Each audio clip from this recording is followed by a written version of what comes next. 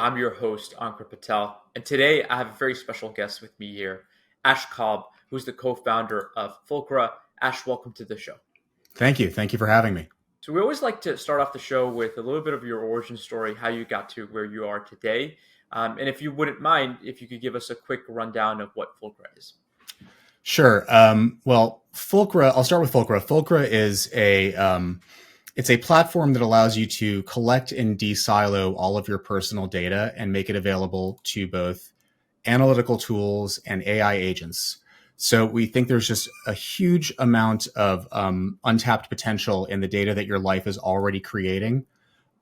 It's often being used to target ads to you.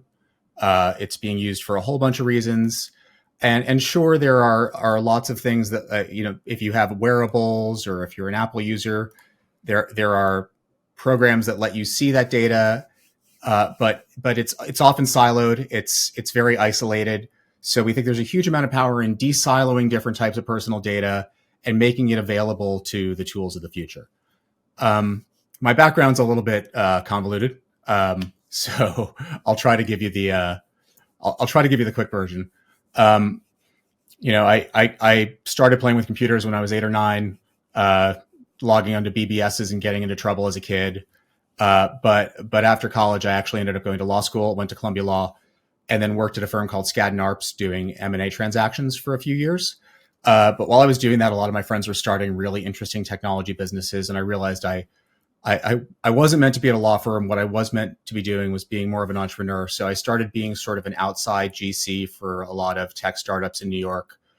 I probably wasn't qualified to do it at the time, but I jumped into it and started doing that, and then ended up working for a telecom company as their head of legal. And after that, kind of started my first startup, which was another type of telecom company, which failed almost immediately. So I had the early experience of losing all of my investors' money, which has stuck with me to this day. Not losing my investors' money is very motivating to me. Yeah, it's not a good feeling. There's two really awful feelings as a founder. One is losing your investors' money, and the other is not being sure if you can pay your employees. And I've been through both of those things and hated it every time. Luckily, the not paying the employees has never happened, and I've only lost the investors' money the first time. After that, I took a weird left turn and came up with an idea for kind of a new model of science fiction publishing. I started a company called Singularity & Co., which was both a science fiction publisher, and we also operated New York's only vintage sci-fi bookshop for a few years in Dumbo in Brooklyn.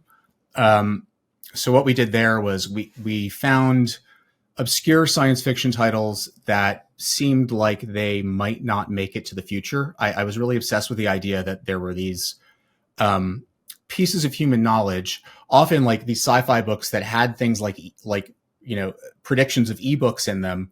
And these old obscure sci-fi books might not ever make it to ebook format.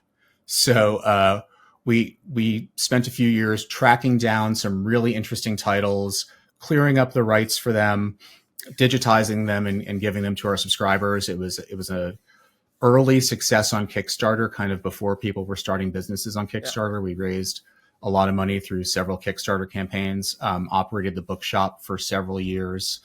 The bookshop was like the greatest place on the face of the earth. It was kind of like a clubhouse for my New York hacker friends. And because of that, a couple of friends of mine, Michael Tiffany, Dan Kaminsky, and Tamara Hassan, and I in 2012 started a company that at the time was called White Ops. It's now called Human Security.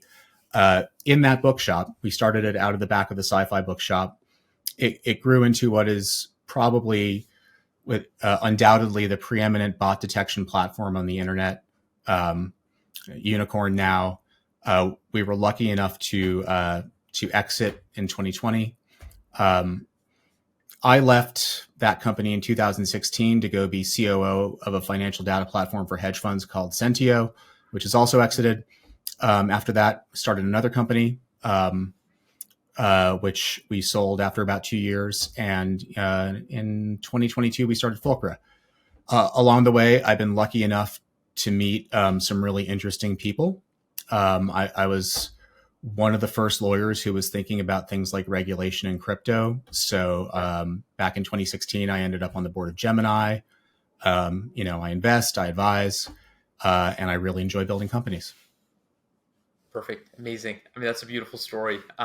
Both because I think that it shows just how hard it is to find success, right? You may not get it on your first or second time around, but then you learn a lot. There's that scar tissue super important, and then you're able to build on top of it. And you I kind of think I go learned. where your interests are as well. Yeah, I think I learned just as much from the failures along the way as I have from the successes, both the one startup that failed and also advising businesses that haven't succeeded. Um, there's a lot of pattern recognition, I think, when you do this multiple times. So you have to understand the negative patterns as well as the positive patterns to really be able to give people good advice. That makes a lot of sense. That's great. And I think that really deeply resonates, right? Having founded multiple startups myself as well, it's you're able to kind of see patterns and move faster the next time around. And I think that's where people start thinking of what you do as like an overnight success. It's only because what you've been doing for quite some time has enabled you to kind of do that quick pattern recognition and then move through that motion a little bit faster than if you were doing it your first time around. So Yeah, I it's also just faster in really general nice. now, right? Like I think back to like starting a company in 2010 or 2012, and all of the things that you had to figure out as a founder back then, like from HR and insurance to, just any part of business operations type stuff. There's a platform for it now. Yeah. It's much easier to get going, which I think is why we're seeing so many fast growing businesses with like smaller, more nimble teams these days. That's exactly right. It's like you could build $1 billion business a lot faster with fewer resources now than 5, 10, 15 years ago. I think Yeah. that's exactly right. But Fulcra, I think, is on a really critical mission, this personal data platform vision. A lot of the data that we generate, we have no idea where that goes into. And all of us most likely are generating a ton of health data, personal health data, right? So Apple Watch, Fitbit, I mean, those are just a couple of examples. Even your iPhone, as you're carrying it around, people don't realize it's capturing health data. That's right. And yeah, I mean, you could view it on your phone. You don't even need a watch attached or a ring attached to your hand. So could you talk a little bit about your vision of how Fulcra will empower people to better understand their data and their health, and how to optimize that ultimately in the long haul? Sure. I think a lot of people have tried quantified self over the years and generally been frustrated by it. It takes a lot of care and feeding to collect a lot of data, and then the benefit just doesn't match the effort. So, Apple Health is great, and you can go in and you can look at individual metrics, but even that health data that you're getting off of your watch and your phone or your Aura or your Whoop is fairly siloed. Meanwhile, your life is creating all kinds of other data. You've got financial data, you've got your calendar. Your calendar is interesting because you can connect your calendar to a lot of things, but there's a lot of additional information to be gleaned from your calendar. Like we like to think of it as data exhaust. So it's not just the events that are in your calendar today. It's which events were canceled, who cancels events all the time, when things get moved around. So there's a lot of additional data around your data that can be captured if you're doing it correctly. So we think there's a huge amount of potential in intersecting these different types of data and being able to do analysis. Either we have some really interesting analyses in computational notebooks today. We have a really incredible desiloed timeline dashboard where you can just kind of see all your data lined up horizontally and start to glean insights just by looking at it. And people have found some really interesting things just by exploring their data and their timeline. When you look at your calendar events and your heart rate on top of each other, you can start to see, maybe who stresses you out, things like that. So it's the intersection of the different types of data that's really interesting to me. Yeah, It makes sense. It's like you want to go and remove those silos so that you can understand the correlated pattern. So what happens, Mhm. for example, with your heart rate during a very busy day where you're doing Zoom call after Zoom call, or what does it look like if you're doing a presentation, or what does it look like if you did a workout to start your day, or a workout during the middle of the day? How much of a benefit does it have to your overall well-being? So you can kind of make more informed decisions on how jam-packed do you want your day to be, when do you schedule your workout, when do you take time for lunch, for example, to step away from what you're doing. This all makes sense. So who ends up buying or using this data? Is it meant for other app developers to use, or is it fed directly to the users to be able to kind of work with as they wish? So the users have access to their data, but we're really excited about things like shared awareness. So sharing your data with, say, an EA or a coach. My data is shared with my EA, and she's able to see if I slept poorly last night, and maybe make my day a little bit lighter, that sort of thing. I'm tracking my mood, so we can see how my mood changes with different things throughout my schedule. But I'm also really excited about the ability to share this type of data, whether it's health, financial, calendar, mood, overall wellness, medical records, that sort of thing, with AI agents, with LLMs, and the AI agents of the future, because AI agents are incredible, and the advancements we've seen in this space over the past couple of years are just mind blowing. But kind of the state of the art today is an agent that you can interact with, but that doesn't know very much about you. And I think for us to get to the point where they're actually effective, and they can go out and do things for you and make your life better, they need context. They need context about your life. Now, the question is, how are you going to control the data that you're sharing with those agents to give them context? Now, of course, Apple is going to roll out their generative AI tools, and inside the Apple ecosystem, you're going to be able to get some incredible results by asking Siri to do things, and Siri may even get a little bit proactive for you over time. But most people don't just live in Apple. Most people don't just live in Google. Most people have an iPhone or a Google Calendar or a Whoop. They're using different banks. They're shopping on different platforms. So I think there's a real need for a trusted third party to be almost a control surface for your data. So the way that we've designed our system, you're not just you're streaming your data into our platform. You can kind of think of part of what we've built as a Dropbox for streaming data.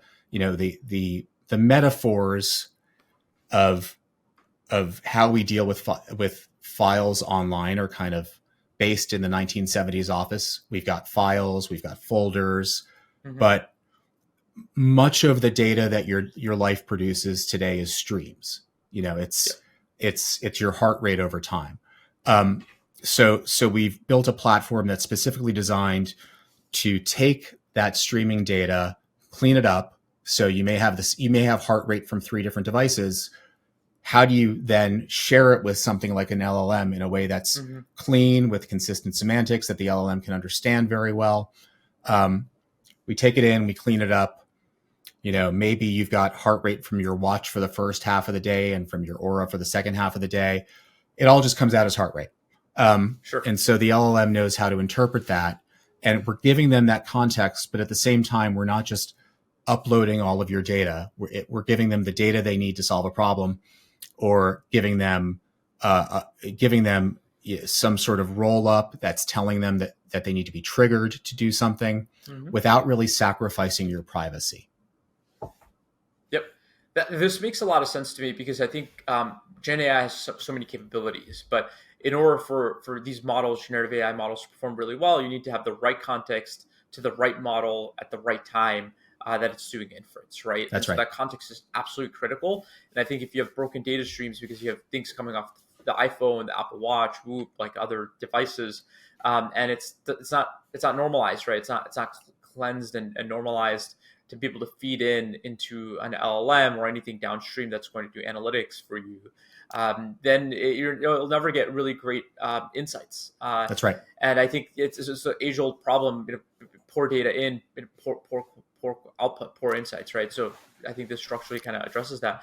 What are you seeing from some of the early work that you're doing in terms of insights that are being powered by Fulcra that weren't possible before?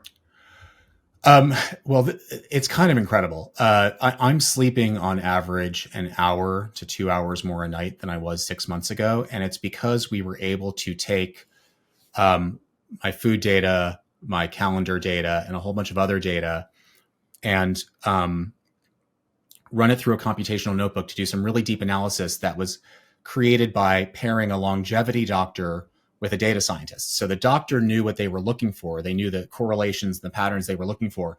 But before we pulled the data into the Fulcra data store and made it available to a computational notebook via our Life API, it's a cute name, right? We call it the Life API. The doctor wasn't able to do this type of analysis on a patient's data. In fact, doctors really don't have anything other than point in time data most of the time. So the doctor looked at my sleep patterns, looked at my nutrition, looked at a whole bunch of other factors, and it was able to offer a highly personalized, simple change I could make to my diet that just almost instantly resulted in my sleep improving. He saw, you're not getting enough protein before you go to bed, and because of this, you're not producing the right enzyme to help you stay asleep. If you change your diet in this way, you will be able to sleep better. And then we have the results flowing back through the platform. He's able to monitor the change and see that the intervention actually worked. So it's a prototype example of what's possible. And I think it really highlights the huge potential of personalized analysis, because the Aura app is great, and it tells me that I haven't slept enough, but it's giving me advice based on effectively the average of all Aura users. It's not giving me really great personalized advice. And the incredible thing is, now that we've built this notebook, because the data that's flowing into the notebook is coming through the Fulcra platform and it's coming out cleansed, it doesn't matter if somebody is collecting similar data points from different devices. They can run the same notebook on their data. The doctor can then reuse the notebook and do the same sort of analysis for that patient and come up with personalized recommendations for them. No, it's incredible. I think to me this deeply resonates, which is if you get clean data in, and then with that clean data as a prerequisite, then you go and do much deeper analysis, right? You find the patterns, but the data is already kind of wonky to begin with. You can't have any notebook, no matter how great the kind of the alignment is in terms of code and what doctors are saying. It doesn't matter how beautiful the notebook is and what you have in terms of insights and patterns you're identifying. It's all running off of bad data, so you won't really get good outputs. So I think you got to really control the data quality piece first in order to go and empower the insights engine. How do you roll something like this out? So if I wanted to be a customer of Fulcra or wanted to get insights from a notebook like this, could I do that myself, or would I need to go to some other player that has access to Fulcra? No. Fulcra is available to consumers now. We're still in test flight, but we've got an open beta. It's available on our website. You download an iOS app that starts collecting your data, streaming it in the background, and then that instantly gives you access to our timeline, which is honestly really beautiful and an incredible way to explore your data. And we have a repo of notebooks that are a great place to get started. There's a lot of people who are doing deep analysis on their own data on the internet, and there are cool forums where they hang out, and they're showing you these really, really interesting things they've done, but it's such a manual process that the work that they've done doesn't transfer to anybody else. So you can use the notebooks that we've created as a starting point to do the analysis that you would like to do. You can just run the ones that we have to come up with the same sorts of analysis that we already have. Or, you can go to the GPT store and start talking to Ask Fulcra, which is our experimental GPT, which has access to the same sort of data. I think GPTs are kind of overestimated in a lot of their capabilities, but something that they're generally underestimated in is their ability to write code. So, you can pull the data in to a GPT via our API, and start to do analysis there as well, and just interact with natural language, which I think has a huge amount of potential. And that's getting better all the time. We're optimizing that. We also have people who we've created custom GPTs for. So, Ask Fulcra is a generally available one, but my own version is called Marvin. I've given it the personality of Marvin, the paranoid android from the Hitchhiker's books. So, it has some personality, and we're rolling those out for people as well. All people have to do to get that is join our Discord and ask us for it. Great. That's amazing. I think that's beautiful. I think it empowers people to own their own data, be closer to it, and then they could layer on top of that their own analysis in the form of notebooks. And yeah, I think you're absolutely right. I think you could use GPT models to generate code, even if you're a coder, you can help accelerate it. If you don't know how to write code, it can help write code for you to go and do some of the analytical work that you'd like to do, and then you're able to get the insights yourself. And this all makes sense for people that are self-directed, self-motivated. But how does this change through the existing players in the system? So doctors, sure. financial advisors, the people that can really enable this for their patients if the patients aren't going to go and empower themselves to work with this data. We're working with a doctor right now who's building a Fulcra-enabled practice, which is a longevity and coaching practice. So what he's doing is building a bunch of notebooks that will that have his proprietary analysis built in, and the patients will become Fulcra customers. Their data will flow into the platform, and then he will run the notebooks for each patient periodically, and give them coaching based on the output of those notebooks. Another way that we're working with with other people in the ecosystem is we're working with AI agent companies to give their agents context. So we're working with one AI therapist / coach company right now that comes to mind to, they're building a really awesome AI therapist / coach that has some really interesting proprietary methodology to help their users improve in life. What we're doing is we're giving that agent context. So the agent, the agent is not going to require the user to tell them what's going on. The agent will know. And we think that's a huge potential market for us in the future. We really want to be the context layer for all of the AI agents in your life. And it makes a lot of sense for us to be doing that work. If you're great at training a model and building an AI agent, maybe you don't want to do the fussy work of cleaning a data pipeline.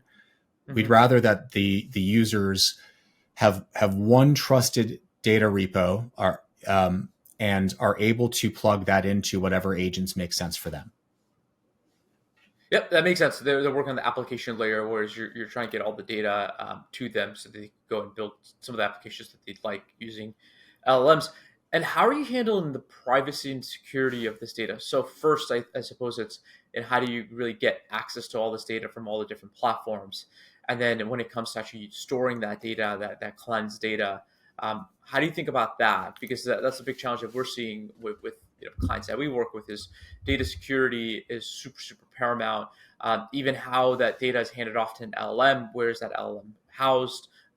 Is LLM using that data for other purposes beyond just that inference problem that it's doing? These are really big, gnarly questions that people are Absolutely. working through right Yeah. now. So there's a lot of questions in there. I'll try to hit all of them. Because of GDPR and CCPA and similar regulations, users have a right to the data that's on various platforms. So they have a right to take their data out. The question is, what do they do with it when they take it out? So our first app is this iOS app that is simply pulling the data from your phone and streaming it into our data store. We'll have an Android app soon as well. So that's gathering certain types of data like calendars, location, contacts, health data, other stuff. And it's an opt-in process. Obviously, you have to download our app to start that.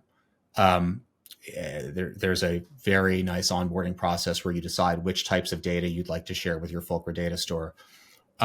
Once the data is in the data store, we can't see it. Our entire system is architected so the data belongs to the user and is only shared with the applications or the people that they decide to share it with. So it's encrypted at a per user level, obviously encrypted in transit and at rest.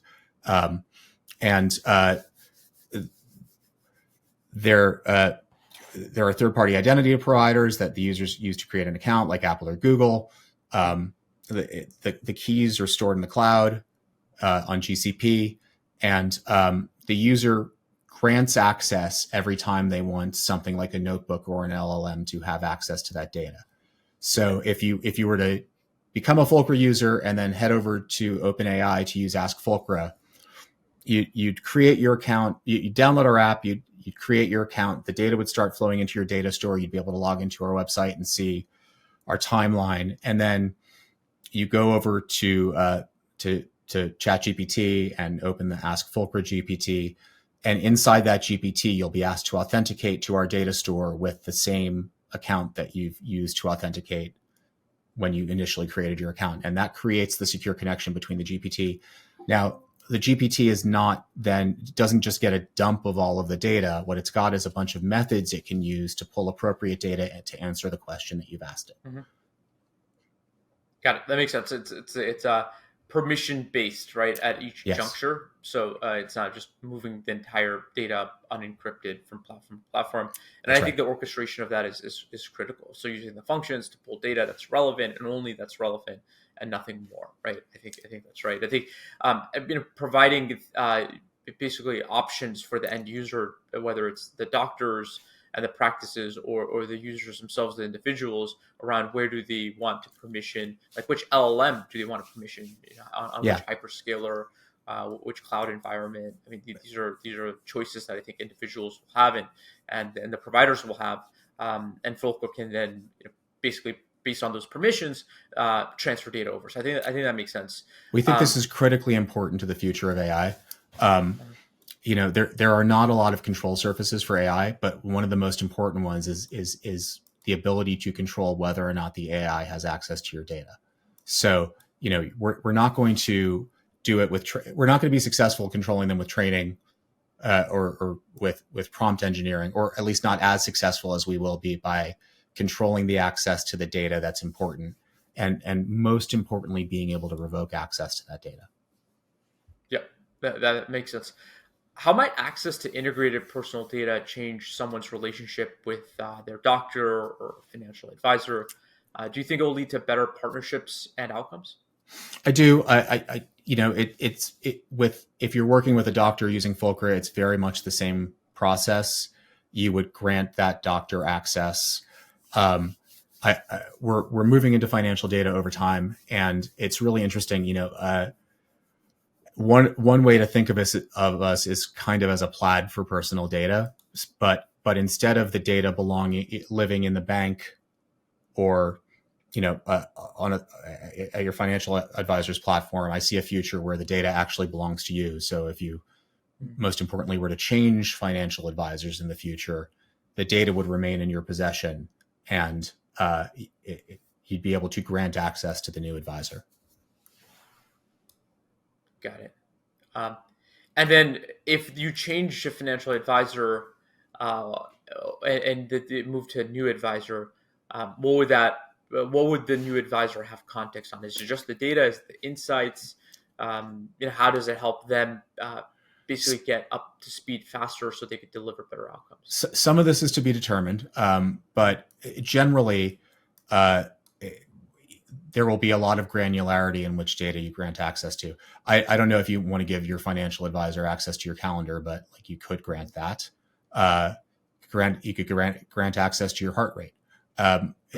What's really interesting to me as we layer in financial data is really empowering decision making for the individual. There's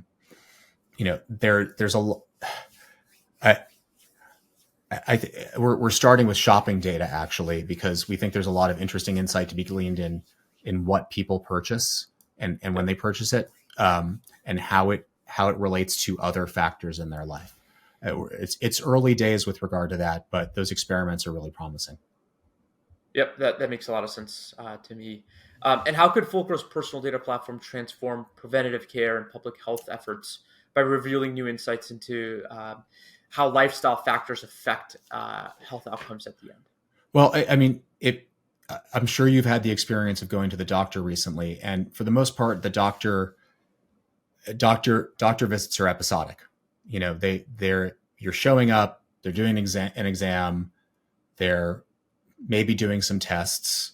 They perhaps have the results of the last time that you did that test, but what they don't really have is any qualitative data between the time that you see them. So we're not the only effort in this regard, but I think there's a huge amount of potential in enabling practitioners to have, this longitudinal insight into your health. See how you are between visits. We're kind of thinking of it as a high definition health record. So you've got the medical data, you've got the testing data, but you've also got a huge amount of data between the times that you interact with, I don't know, it could be a doctor, it could be a coach, my trainer. I was talking to my trainer this morning about how she's going to use Fulcra to tailor my training sessions, because if she can see how I slept the night before, where my HRV is, she knows how hard to push that day. Yep. Yeah, that makes sense.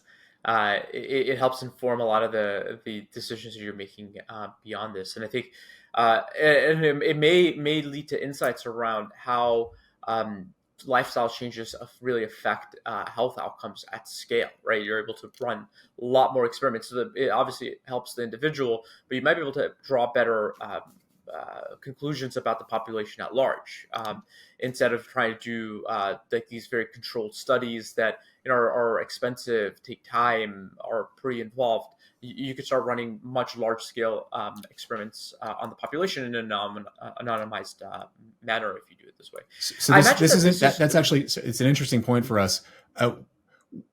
We can't do the anonymized aggregated data thing. Like architecturally, we can't do it. And that's core to our security model. But what we can do is allow people to opt into things. So we're working with a team that's looking at competing for the Longevity X Prize, and so the way that will work is all of the people who are part of their study will opt in, and then their data will be shared with the people conducting the study. But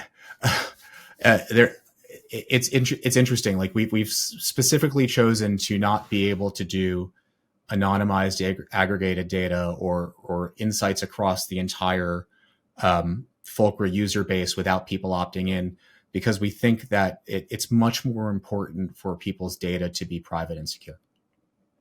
Yeah, and then they have the option to be part of a bigger study or not. So that's right. That deeply resonates with me. So this is maybe a little bit more controversial question, but obviously a lot of this data can really help inform the insurance industry around what policies do they underwrite, what are the premiums that they should charge. How are you thinking about, or maybe you're precluding this from what things you do, but how is this data potentially of use or help to the insurance industry that is trying to make informed decisions about patients that they work with? So I don't know how I feel about this yet. I've thought about how it would work. I know how to do it. I'm not sure how I feel about it.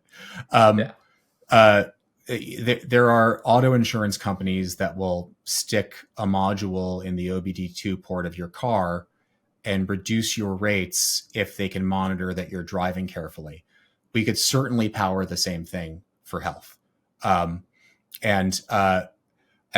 think we need to do a lot of deep thinking about how we could do that in a privacy preserving way, in a way that doesn't create a lot of negative incentives, because it's nobody's fault when their health declines, right? Like, the thing I would want to make sure doesn't happen is we somehow become part of outcomes where people are in a worse situation because they opted into some sort of monitoring and then had an event happen. But I think it's possible.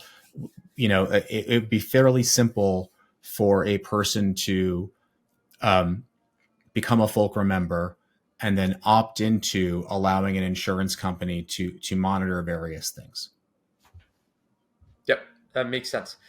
It's tricky because on one hand, if you're a healthy individual practicing really, um, have good lifestyle practices, um, you should pay less, right? You should get favorable outcomes as opposed to paying the kind of the median premium and being subject to the median policy. On the flip side, I think that even to healthy people, negative outcomes could transpire, and then if you're penalized for that in some um, sort of punitive way, just because you've provided more data, I think that's where it gets really, really tricky.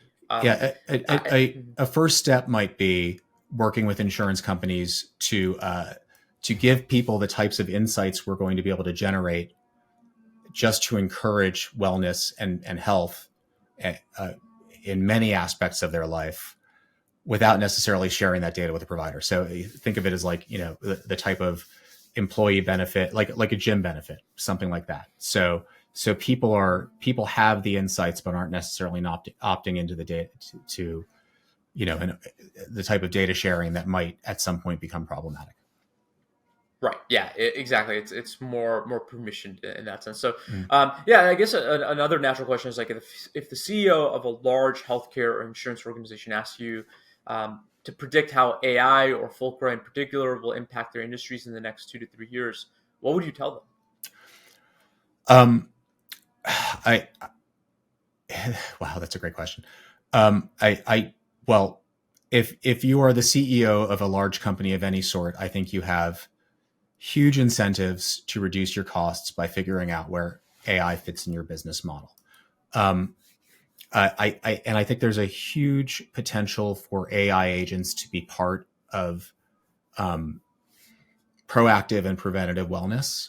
So, uh, I certainly could see insurance companies, healthcare companies rolling out agents that have the type of contextual data that we have, uh, aren't necessarily sharing that with the company in a sort of an Orwellian way, but are engaged on behalf of patients to give them advice and insights.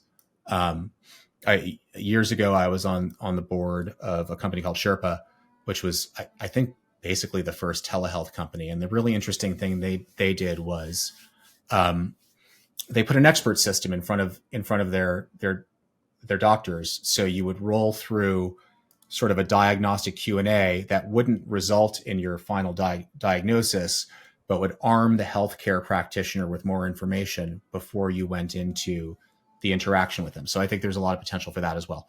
Um, I worry about people using LLMs as they stand today to self-diagnose. I think, it's kind of the WebMD problem writ large, Yeah. but they will certainly get better at helping you figure out what's going on when they have contextual data about your life. Yeah, I mean, I think it's really tricky. So I understand why people try to self-diagnose, and part of it is the fear of doctors. But I think the medical practice, like the medical industry, healthcare industry, where it is today, is that doctors don't get a whole lot of time with patients, right? Yeah. So they look at, as you said, point in time records. They're trying to diagnose in that short window. It almost feels too sudden, too incomplete. They don't have full context, it seems like a lot of the times. And so a lot of patients are trying to take things into their own hands, do their own research, spend more time and attention and care, especially if they feel like it will lead to better outcomes because they've like lost trust in the healthcare industry. And I think more data sometimes means that there is even less trust in the existing system, and more of the kind of the decisions get made by individuals around their own healthcare treatment plans and diagnosis. And then if you basically layer on top of that different applications that have access to this data, individuals may rightfully or perhaps incorrectly say, well, this app has more data and is spending more time analyzing that and diagnosing this than my doctor does. So why would I trust a doctor versus this app that has more access to that data? So I'm wondering, in your mind, how do you basically allow for those two threads to work in tandem together? Which is, you have doctors that are very well trained, might not have as much data or as much time with you, with compared with all the apps that you have. Obviously, if they speak to one another, that would be maybe perhaps the best outcome. But how do we Right. kind of get to that ultimate end state? Well, I think there's a lot of threads to this. Uh, More data presented correctly to the medical practitioner or your coach, I think empowers them. It doesn't overwhelm them.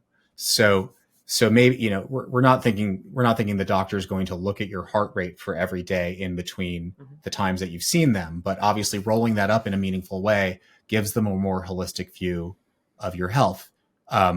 So seeing trends and reporting on those trends, I think, is very powerful. Um, I think I was talking to a radiologist about this last week in a social setting, and he was talking about how disappointed he is in the AI tools that are kind of available in his space right now. But I was trying to explain to him that, like, if you think of it less as something that may supplant the doctor and more as a co-pilot, or like, something to catch errors, or just an additional layer of analysis, a second opinion. It's an empowering tool. Doctors have bad days, so having systems in the loop that kind of help everybody by making suggestions, I think, are very, very powerful. Yep, I think that's right. I think that to me, it resonates on a lot of different levels, which is the more data, the better, but it needs to be digestible data for the doctor to consider. That's right. At I the don't think we're time going of to get making anywhere that decision. by just giving doctors, huge amounts of data and expecting their very busy schedules to expand to consume that. Yep. So I guess switching gears a little bit from the healthcare side to the financial side, could Fulcra data help optimize individual spending and investment strategies based on just a deeper understanding of their own health, lifespan, family history, a range of other financial factors? And if so, how? I think spending is a great place to start. Understanding how non-financial factors affect your finances, I, is very powerful. So, um, I guess the simplest version would be, becoming aware that your mood affects your shopping habits, right? Something that we probably all know, but surfacing that to somebody in a way that is very concrete, I think it allows people to be more proactive. There's also, looking at changes in food purchasing patterns to see differing health impacts. Um, I'm very focused on longevity, so understand, so making sure I have enough money to last as long as I live is important to me. Um, uh, I'm excited about the potential to have AI agent type partners that can help me make what effectively are trade-off decisions with regard to financial planning. Often there's a trade-off between a potential health benefit and the amount of money it costs to make it happen. So, understanding in depth how the things that I'm doing to improve my longevity, understanding whether or not they work, Hmm. helps me understand whether or not the investment is worth it. Yeah. Yeah.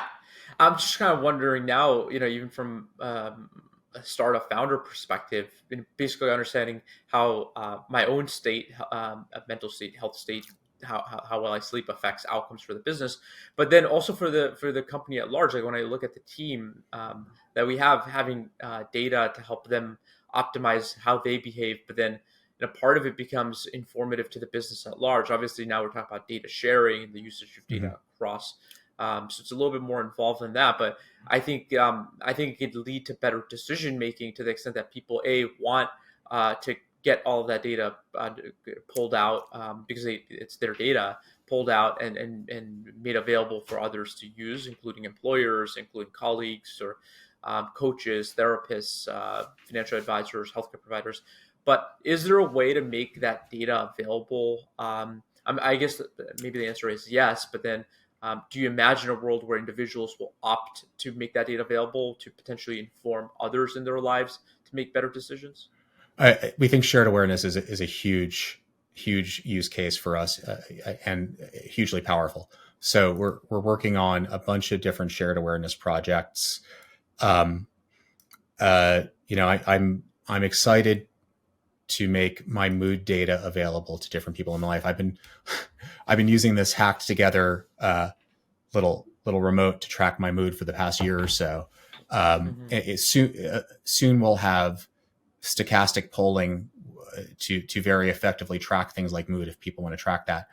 Um, I the goal isn't like leave me alone because I'm in a bad mood. The goal is, hey, let's understand how our lives work together and understand how we affect each other so we can live a better, more fulfilling life together. So um, I, you also asked about like a business context. I think there's Hmm. ways to share things like sentiment without attributing the sentiment to the individual person.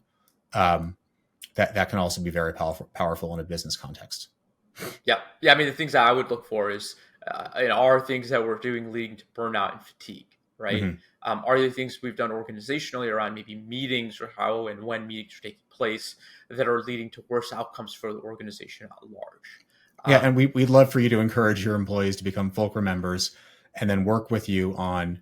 Um, uh, we're actually working on a project along these lines right now on just understanding things like, are people well rested, are they burning out, and not yeah, not on an individual level, but just across the organization.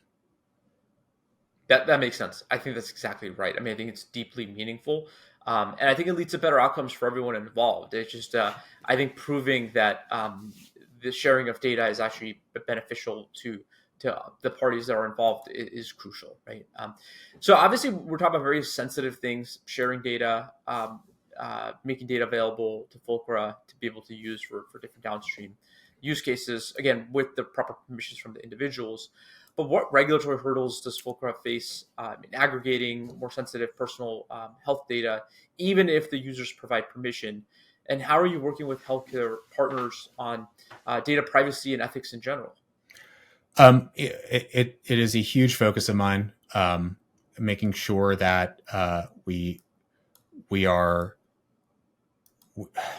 making sure that we hold ourselves to the highest standards of privacy and security with regards to people's data.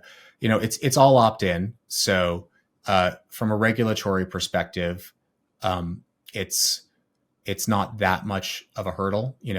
We as we become more healthcare focused, I think there will be some regulatory things to deal with regard to things like HIPAA compliance.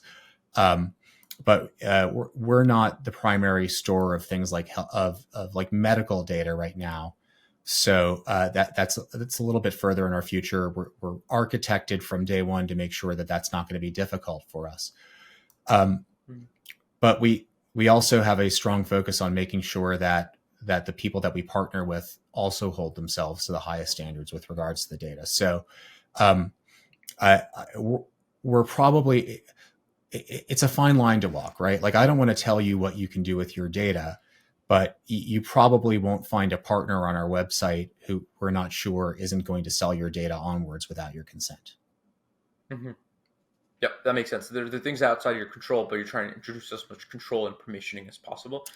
So let me And segue even into if sorry, if even if you do share a data with one of those partners, you can always revoke the permission. yes, yeah, and also knowing who you've shared permission with that you could pull back, revoke in the future Yeah, you'll permissions. I have think it's one super. place to look and see where you've shared your data. Yeah, I think that's really powerful because a lot of times people just click a couple buttons on their app and they're sharing data, and you have no idea how long that data is being shared for, and you Mm-hmm. may forget that you don't need to be sharing with that app provider because you're not using that data anymore or that app provider anymore. I think things can get quickly lost. That's So right. individuals that want to start with Fulcra, when I want to start thinking more seriously about longevity, which obviously there's been many books, many Netflix documentaries. There's a lot of talk, but I think making it actionable has always been a bit difficult because it feels overwhelming. But since you're super informed about this topic, obviously building a business in this space, what are what are devices that individuals should be looking to invest in that you found to be very valuable? And then how do they get started with Fulcra? It seems like it's on test flight. Perhaps it's as easy as getting that stood up there. but curious sort of how things can move forward for these individuals. Well, the great thing about what we've built is that it kind of doesn't matter which devices you're using. Obviously, we're just on iOS right now, so the devices have to talk to your iPhone.